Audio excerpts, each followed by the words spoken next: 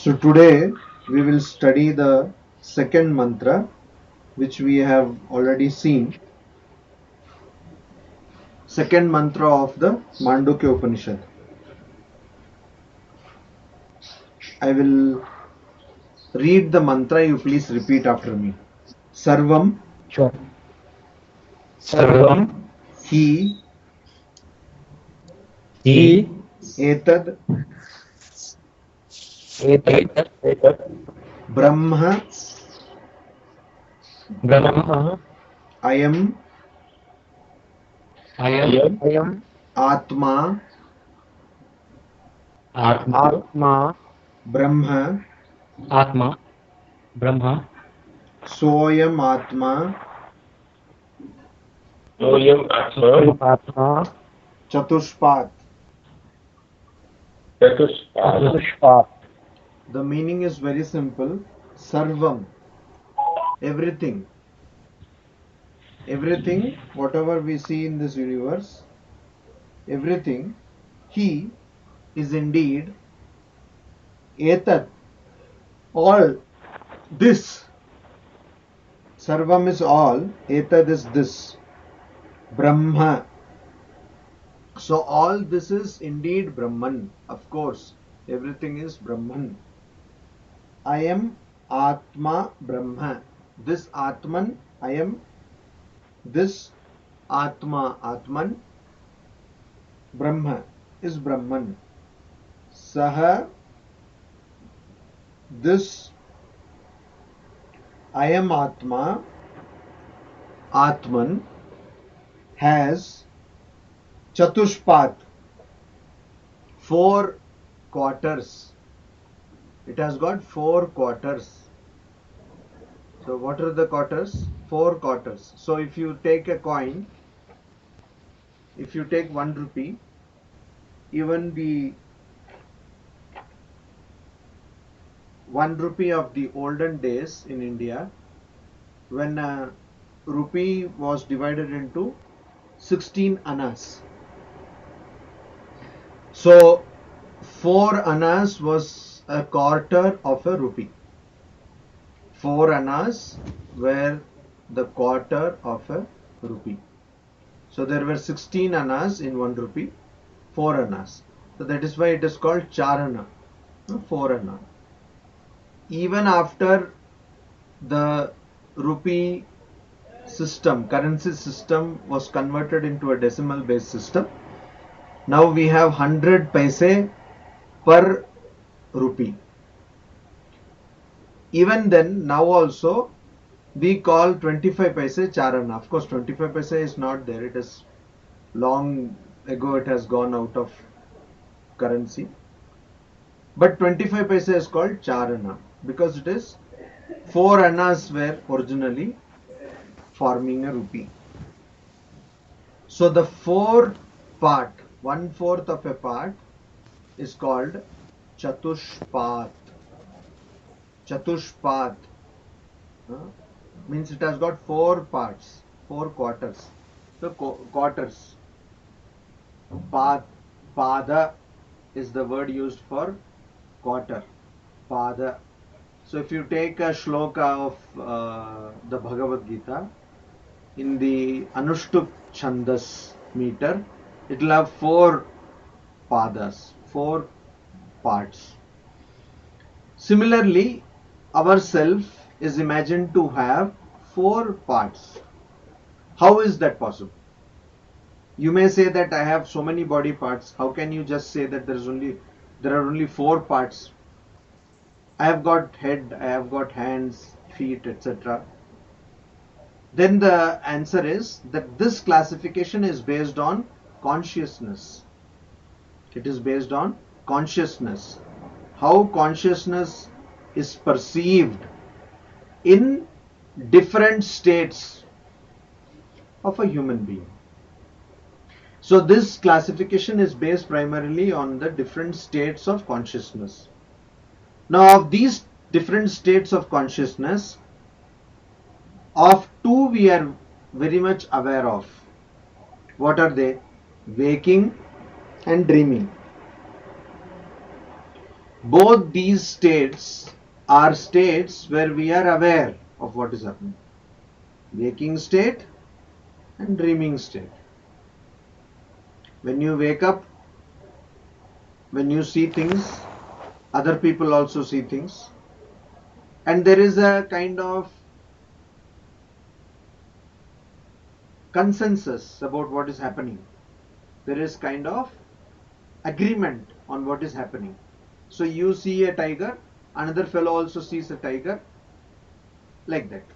You see a water bottle, another fellow also sees a water bottle, then you are agreed that now I am awake.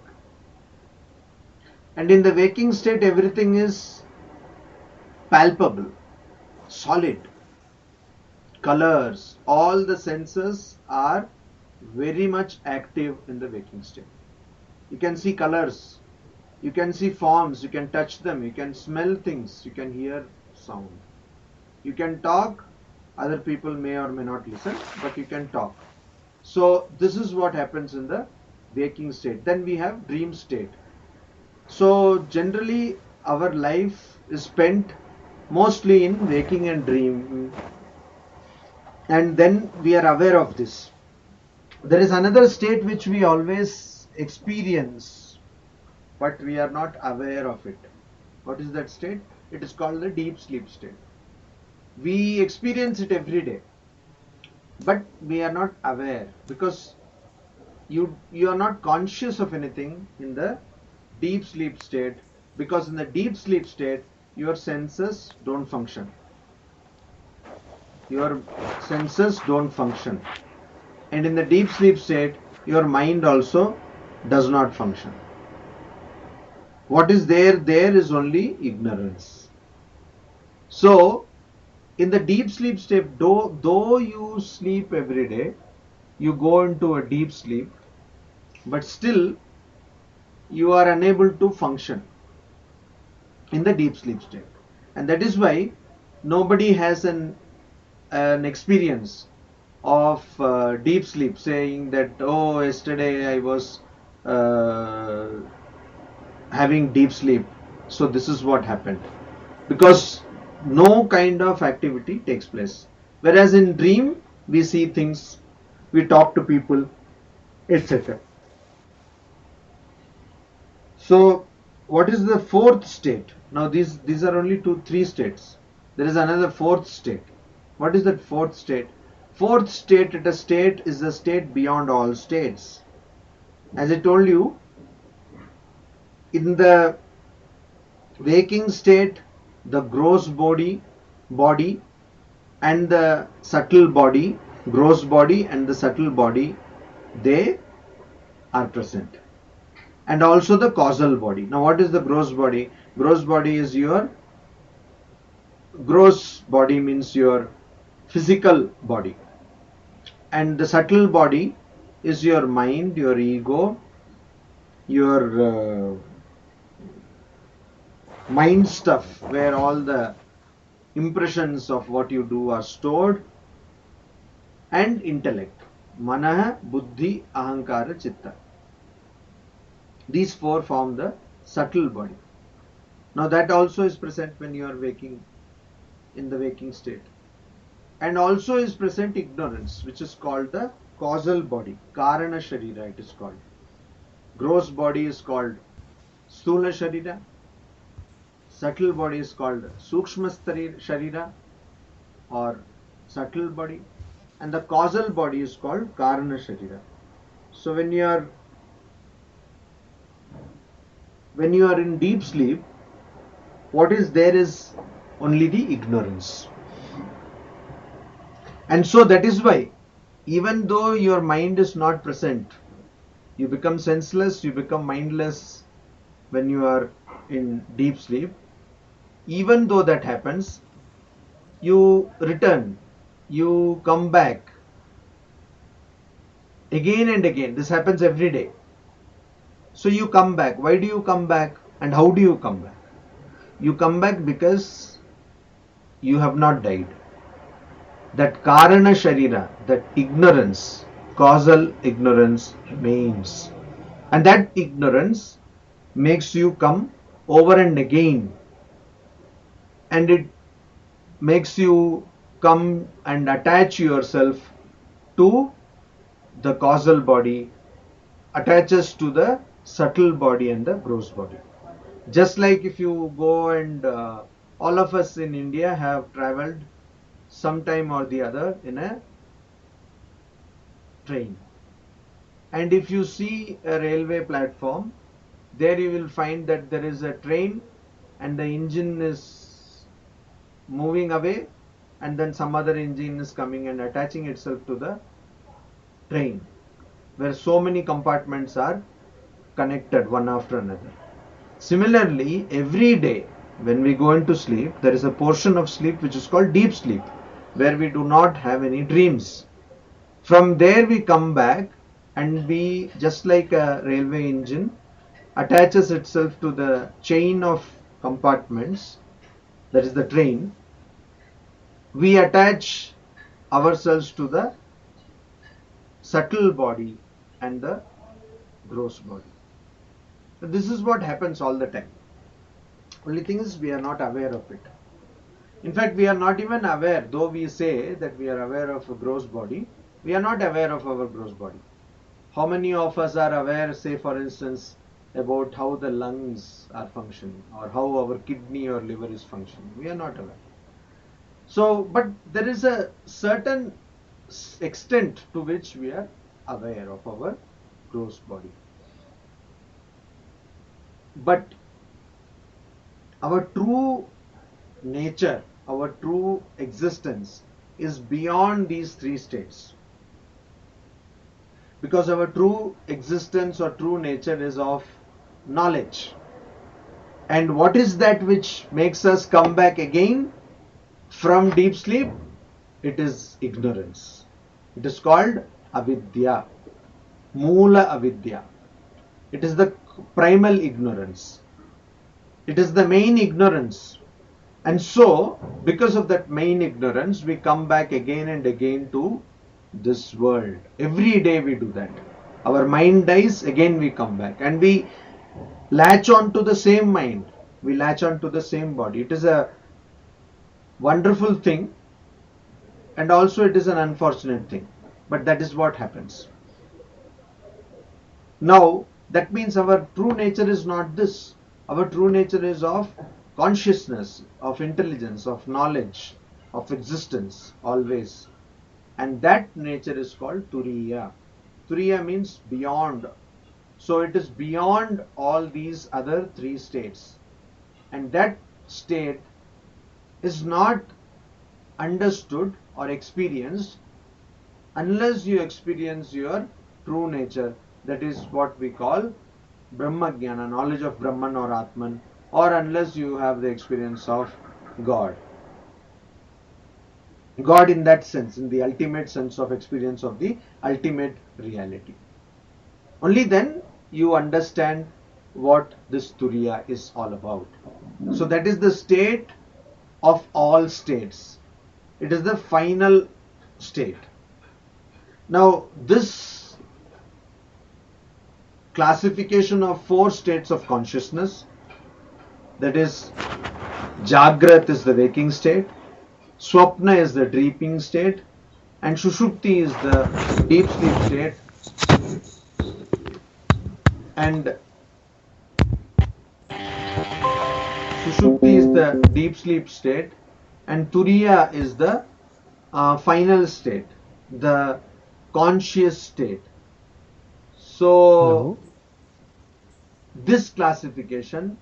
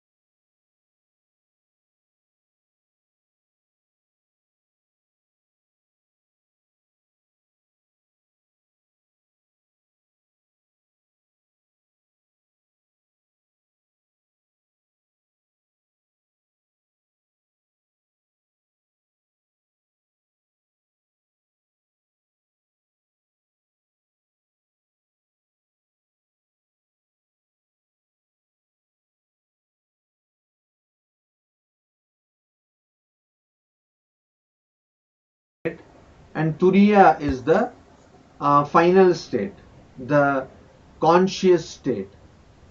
So